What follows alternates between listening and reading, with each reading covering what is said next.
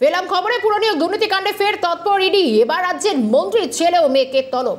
চলছে অভিযান বা বলা যায় পুরনিয়োগ দুর্নীতিকাণ্ডে ফের তৎপর হচ্ছে এনফোর্সমেন্ট ডাইরেক্টরেট। সুজিত বসুর ছেলে ও মেয়েকে তলব করলো ইডির কর্তারা। যেমন জানা যাচ্ছে, মন্ত্রী পুত্র সমুদ্র বসু এবং মেয়ে মোহিনী বসুকে তলব বলে জানা যাচ্ছে। নভেম্বরের তৃতীয় সপ্তাহে ডেকে পাঠানো হয়েছে।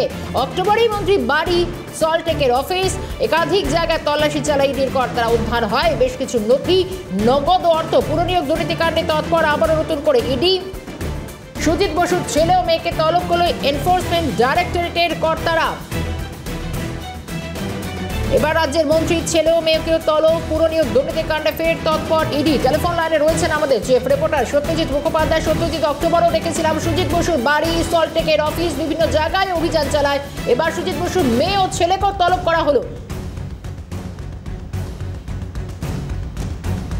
দ্বিতীয় সপ্তাহে মন্ত্রী সুজিত বসুর বাড়ি, অফিস সহ একাধিক জায়গায় তল্লাশি অভিযান চালানো হয়েছিল এবং প্রচুর ডিজিটাল এভিডেন্স, নথি উদ্ধার করা হয়েছিল এবং বেশ কয়েক লক্ষ টাকা নগদও তারা উদ্ধার করেন।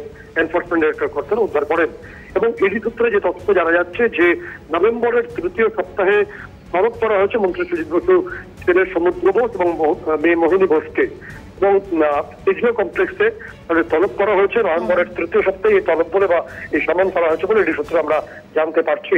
এবার যে প্রশ্নগুলো আসবে যে কিসের ভিত্তিতে এডি এই তলব করেছে বা এই তলবের কারণটা কি, যে তথ্য এডি সূত্রে জানতে পারছি যে বিপুল পরিমাণ নথি, বিভিন্ন প্রপার্টির যে নথি পাওয়া গেছে, একই সঙ্গে এডি সূত্রে যে তথ্য আসে ডিজিটাল এভিডেন্স পাওয়া গেছে এবং তার সঙ্গে প্রচুর অর্থ, নগদ অর্থ পাওয়া গেছে এবং তার সঙ্গে সারাটির কিছু নথিও পাওয়া গেছে।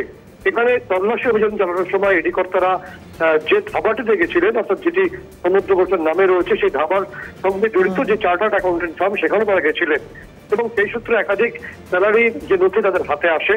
ইডি কর্তারা জানার চেষ্টা করছেন যে বিপুল পরিমাণ অর্থ, অর্থের উৎসটা কি, এই অর্থের উৎস যদি ওই ব্যবসায়িক ফার্মটি হয় বা ব্যবসায়িক অংশটি বা রেস্টুরেন্টটি হয়, তাহলে প্রত্যেক মাসে তার যে লভ্যাংশের ভলিউমটি একই আছে, নাকি চার্টার্ড অ্যাকাউন্টেন্ট বা ওই ফার্মের তরফে যে নথি দেওয়া হয়েছে তার সঙ্গে গোটা বিষয়টা মিলিয়ে রাখার চেষ্টা করবেন ইডি কর্তারা।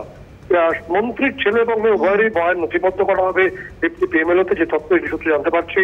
এবং এক্ষেত্রে আরো একটি বিষয় উঠে আসবে, তা হলো যে এখানে যে বিপুল পরিমাণ অর্থের তথ্য ইডির হাতে এসছে বা ইডি কর্তা জানতে পারছেন এবং মূল তল্লাশি অভিযান যেহেতু পুরো নিয়োগ দুর্নীতির উপর ভিত্তি করেই, অর্থাৎ যে সময় সুজিত বসু তিনি ভাইস চেয়ারম্যান ছিলেন এবং 250 জনকে গ্রুপ ডি এবং সি ক্যাটাগরিতে নিয়োগ করা হয়েছিল সেই সময়, ফলে সেই অর্থ বা এই অর্থের কোনো সংযোগ আছে কিনা এবং অর্থ কোথাও ঘোরানো হয়েছে কিনা, অর্থাৎ লন্ডারিং করানো হয়েছে কিনা, এই তথ্যের উত্তর ইডি কর্তারা পেতে চাইবেন।